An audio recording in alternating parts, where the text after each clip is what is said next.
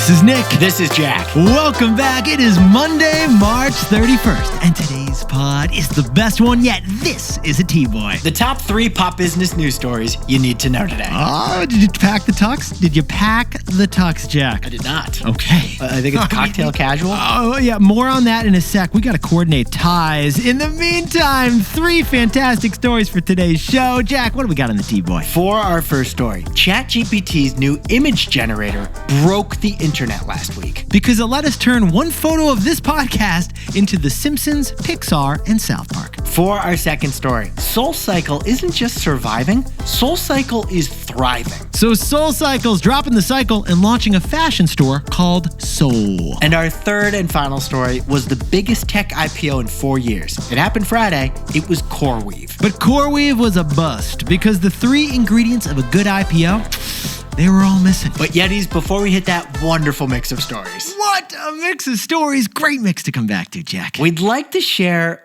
something special with you. Yeah, besties, after this recording, Jack and I are actually flying out to the great city of Chicago. Not for Wrigley Field, not for deep dish pizza, not to take selfies at the Bean. No, we're actually going to Chicago for the biggest podcast award show of them all, the Ambies Awards. The Ambies, The Ambies? known as the Oscars of audio. The Ambies, the Emmys of podcasting. The Grammys of podcasting.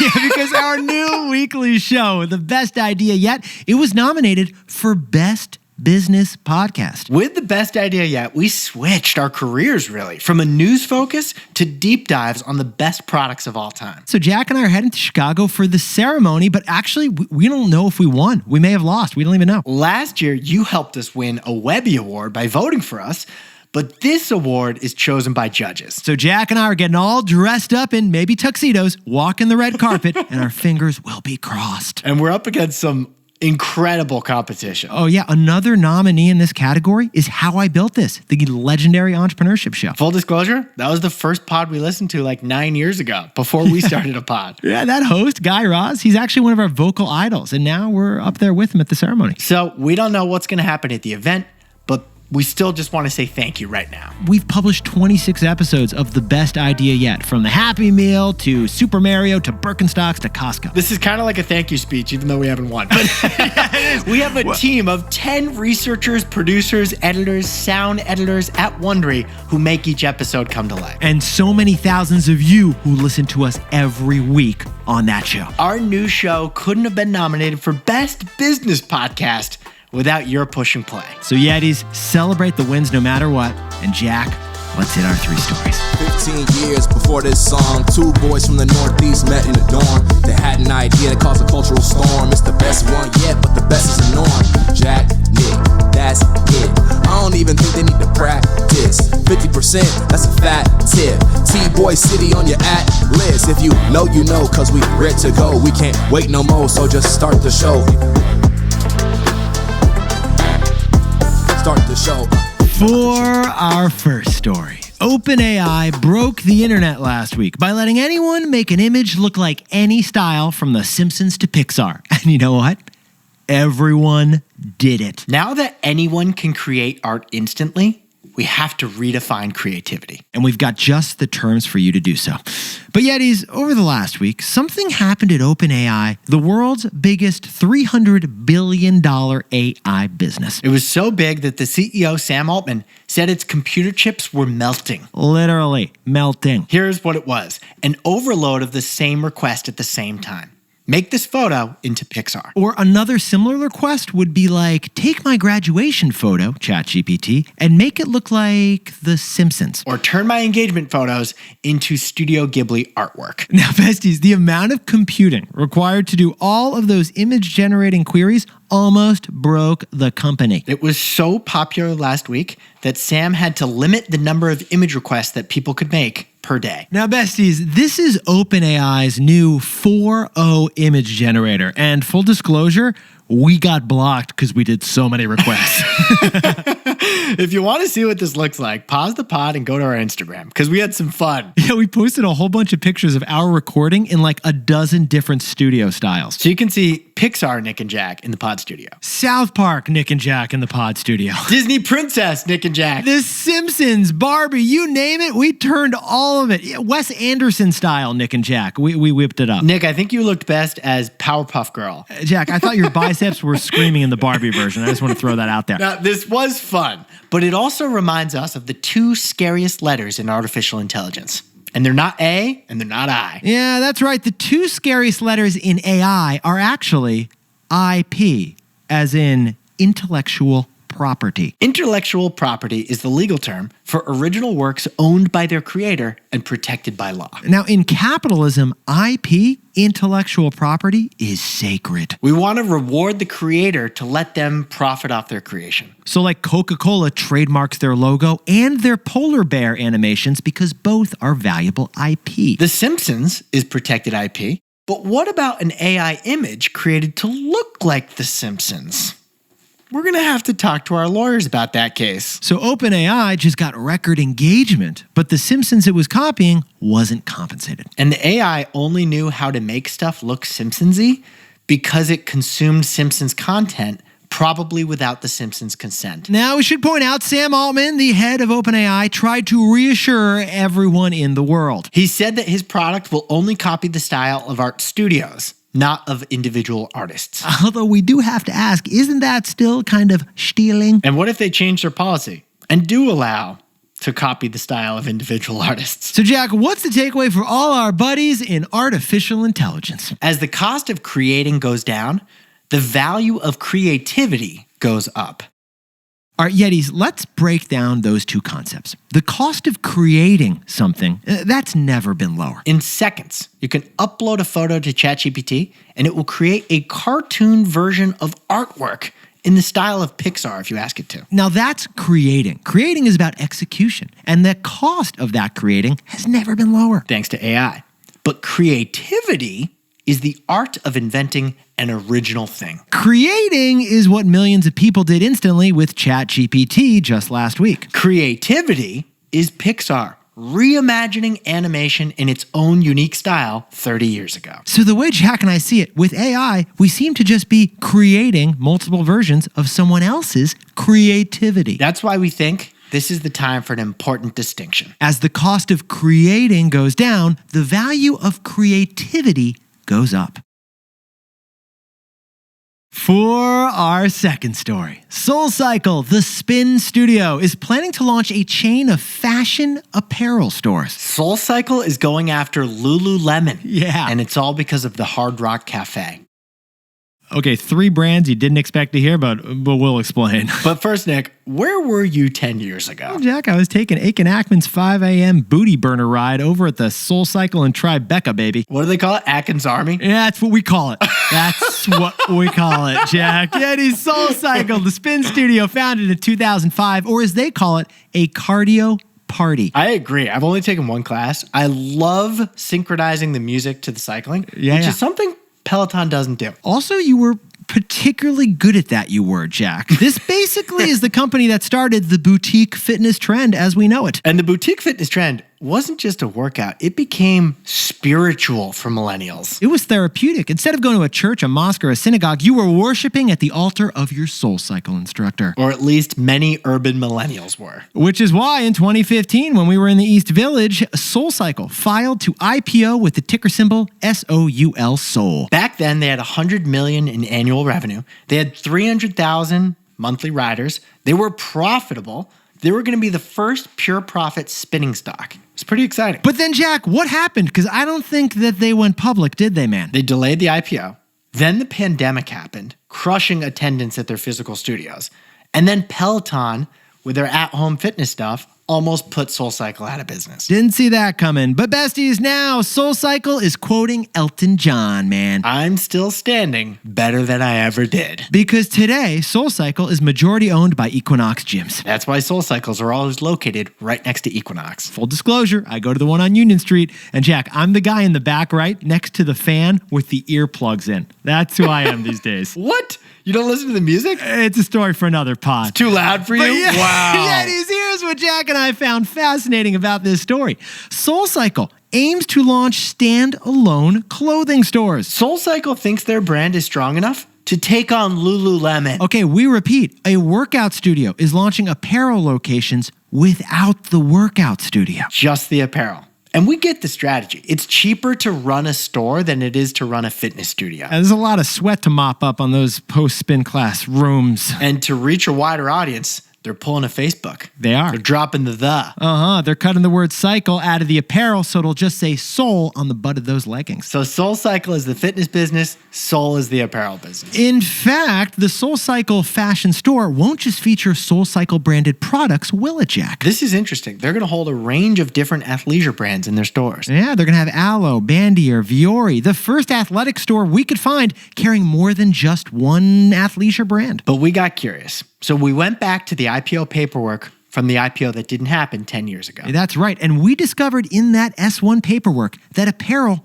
was always a huge potential focus for SoulCycle. SoulCycle used the word spin just 9 times, but they used the word apparel 17 times in that IPO paperwork. Because 1 out of 10 of their riders end up buying the apparel. Here's what SoulCycle said back then. Apparel gives us a larger share of rider spend and considerable opportunity to expand it. Well, 10 years later, they're capitalizing on it. So, Jack, could you please tap that booty back, turn to the left, turn to the right, grab the weights next to you, and tell us the takeaway for our buddies over at SoulCycle. The margins into merch. The margins into merch. Yetis, a company spinning off its smaller apparel line into its very own business?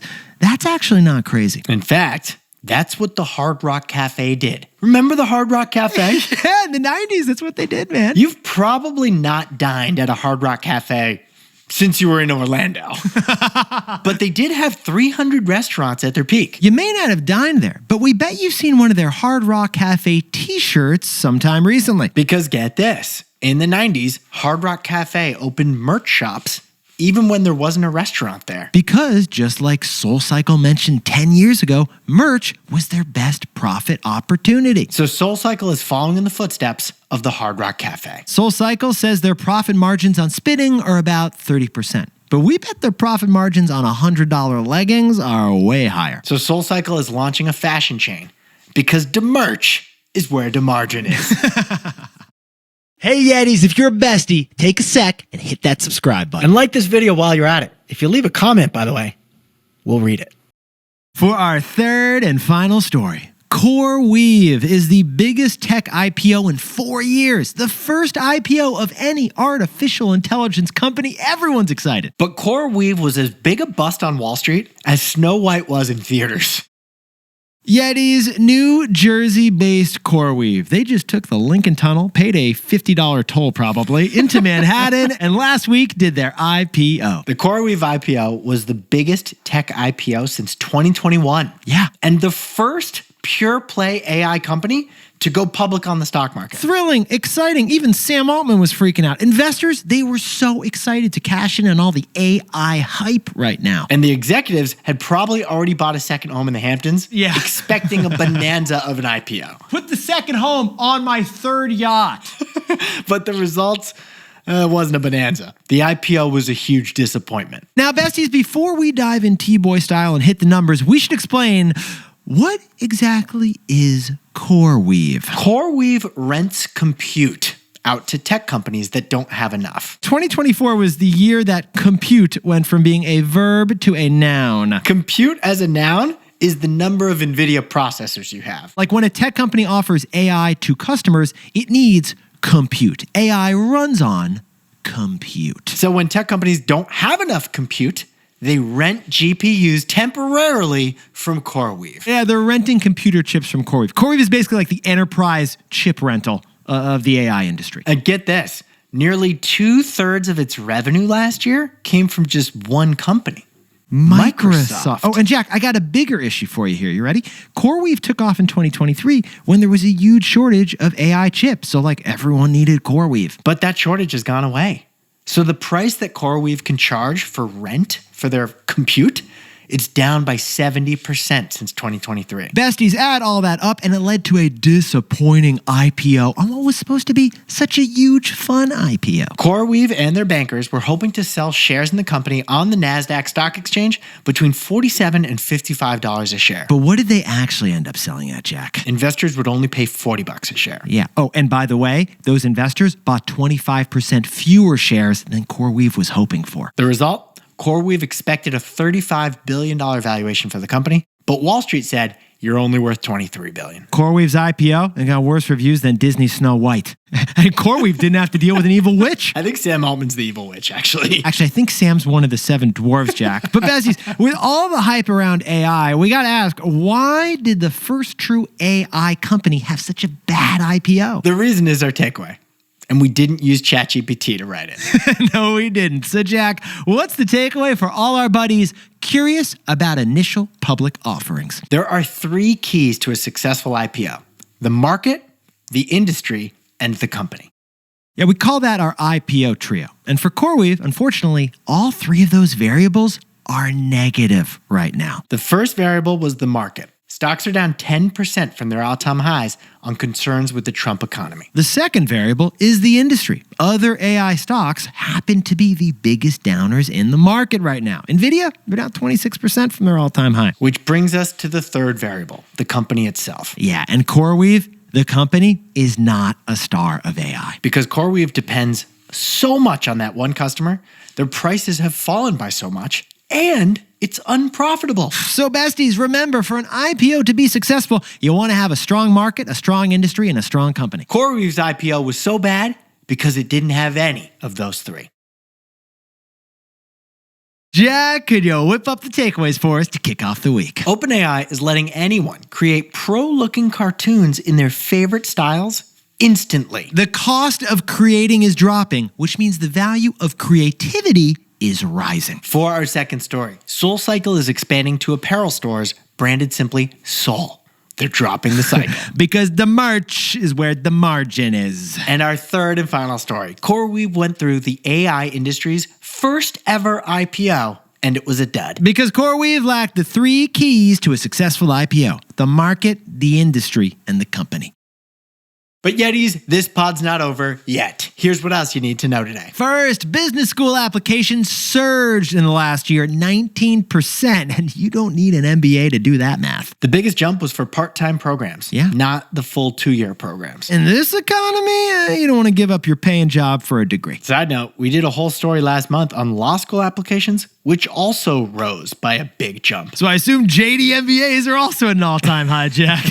And second, Trevor Milton, the founder and former CEO of Nikola, the electric car company, was pardoned by President Trump. Trevor Milton was convicted of securities fraud for lying to investors. Yeah, you may remember the smoking gun. It was kind of funny. It was a promotional video of one of his trucks just like rolling down a hill using gravity, not self-driving, right, Jack? He made it seem like it was driving, but it was just gravity that worked, not his cars. President Trump claims that Milton was the victim of political prosecution, and that's why he says he pardoned him. And finally, are you curious why there have been so few upsets in the March Madness basketball tournament? Well, the answer is transfer students. Here's what's happening.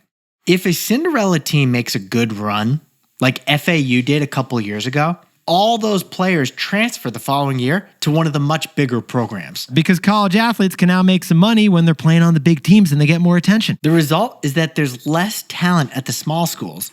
All the talent goes to the big programs. Fewer upsets, less madness.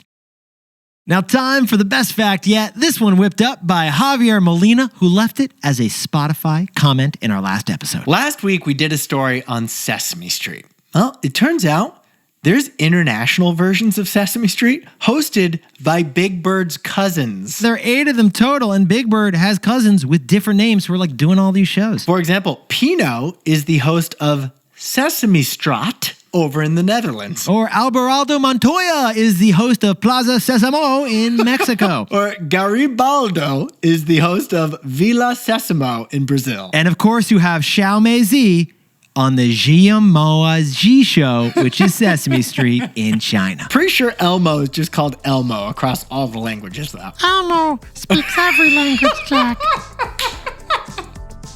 Yetis, you look fantastic today, especially you, man. Although we do have to decide on the outfits. We do have to decide on the outfits for the show. Dude, it's not black tie. Are you worried about the bow tie? Because I will tie the bow tie, man. I'll tie it for you. I am worried about the bow tie. Yetis, if you've got your own takeaways on today's show, drop them in the comments on YouTube or Spotify. We love to read them and we'll respond to them. And Nick and I will see you tomorrow. I'll see you in Chicago, Jack. Can't wait.